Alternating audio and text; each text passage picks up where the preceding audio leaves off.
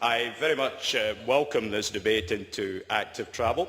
It does come at a significant time when we're about to publish the first ever cycling action plan for Scotland. And of course today's debate is a very welcome and timely final check on the contents of that plan, and of course we'll listen very carefully to what is said today in finalising the cycling action plan. But just to adumbrate what our plan will contain, let me say it will of course set out an ambitious vision. It will present ongoing investment in the national cycle network. It will see government looking to work in partnership on cycle networks throughout the country. It will show us continuing our partnership working on road safety for cyclists, a particular point that the convener made reference to in his opening remarks. It will seek to facilitate the coordinating role of government, working with local authorities, because at the end of the day, if there is not a local commitment to action, it is unlikely that there will be successful local delivery. We will also seek and identify opportunities to include active travel into planning guidance, and of course will continue investment in community cycling initiatives. I will return to a number of these themes later in my speech. As members will know, the Scottish Government has been working in partnership with all stakeholders to identify ways in which we can encourage more people to walk, cycle and to use public transport more often ahead of private vehicles, particularly where we're looking at shorter trips. The ambitious targets that we as a Parliament adopted a year ago for climate change and our vision of a 10% modal share for bikes by 2020 mean that short trips to be made by cycling or walking, or indeed in the convener's case running, should be encouraged. But let's be clear about the scale of the task.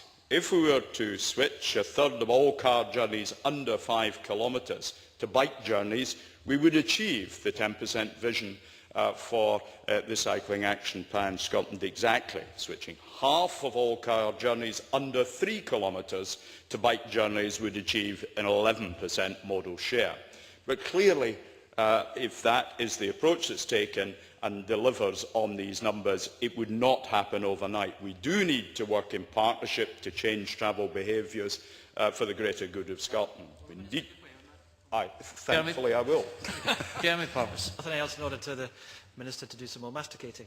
The Minister refers to modal shift, but does the Minister recognise in also some areas it's also about mixed use? So, for example, in my constituency it's allowing those to use public transport for part of the journey, then to use cycling as part of the cycle route within the borders, for example. But when I've addressed the issue to bus companies, they've said that engineering-wise they have difficulty with putting bike racks on buses, etc. What is the government doing with regards to the wider public sector to make sure that when there are contracts, for example, for bus services, part of that could be consideration for bike racks and other areas to make it easier for people to use both public transport and to use cycle routes that we're investing in? Minister. Presiding Officer, the member touches on a very real issue.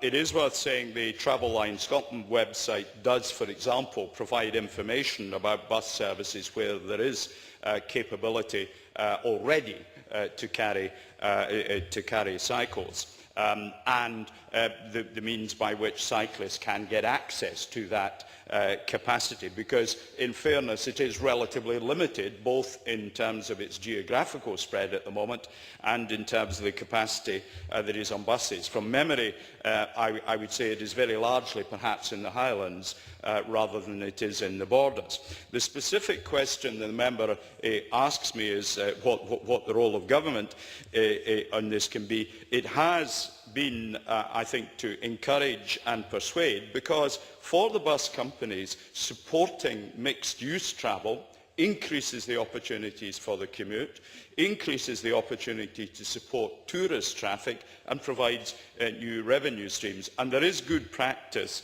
that shows it is possible to provide for cycles in a very basic way, simply in the hold of the bus, but in other instances by on-board buses having specific facilities. And I only this week have seen such capability. But we will use the partnership working on that subject and generally to change travel behaviours for the greater good of Scotland, because we need to provide communities and individuals with the right information to help them make decisions to travel actively for shorter journeys and indeed, as the member referred to, on mixed mode journeys. As part of our national performance framework, we have outcomes and targets that will help local authorities meet the single outcome agreement targets, which will enable Scotland to achieve economic sustainable growth and achieve health and environmental benefits across the country. It's vital that local authorities play their part in delivering change. And I'm pleased that throughout the development of policies on active travel, such as smarter choices, smarter places, the soon to be published in the CAPS document, COSLA has been a supportive partner. Let me expand on policy areas where the Scottish Government agrees with the Committee's recommendations. We will, of course, ensure that the Transport, Infrastructure and Climate Change Committee receives an advance copy of the Cycling Action Plan Scotland ahead of publication. At the inquiry into active travel, I gave assurances the recommendations of the committee and today from this debate will be considered for inclusion in the final plan. I believe we will succeed in meeting that commitment and will expand on the recommendations the Scottish Government will take forward. Firstly, cycle training. The committee asked for a carefully coordinated and managed scheme with national standards. That will be taken forward and centrally managed by Cycling Scotland in partnership with key delivery agencies such as Road Safety Scotland and the Active Schools Network. The new approach will integrate the 3 levels of cycle training and will offer cycle training for children starting in primary 3 through to second year secondary. Training and support for volunteers will also be part. Cycling Scotland and partners will also develop a delivery plan for, in particular, delivering more on-road cycle training. That will be formulated by the end of 2010. In relation to planning, the committee sought for travel to be at the heart of new developments, and the plan will promote existing guidance to achieve more well-designed and accessible cycling facilities across Scotland. I await with interest the output of the inquiry that currently engages the committee on the relationship between transport generally and land use. I was pleased this morning to see published the Cycling by Design document, which provides a comprehensive guide to contemporary examples of best practice in cycling design. Primary focus of that is the establishment of guidance for practitioners throughout Scotland to ensure consistent and appropriate design. Transport Scotland currently requires consultants and contractors working on trunk road projects to follow this guidance. This will help raise the game of everyone involved. Thirdly, on leadership, in integrating cycling with public transport, we will strengthen partnerships. We will lead on investigating how other countries achieve traffic management measures to integrate active travel, and will seek opportunities to ensure active travel is an integral part of planning decisions, which of course will help improve health, regenerate communities and make roads safe for all. We are in a period of financial constraint. We're keen to hear suggestions from members at all budget debates which policy areas should be given priority.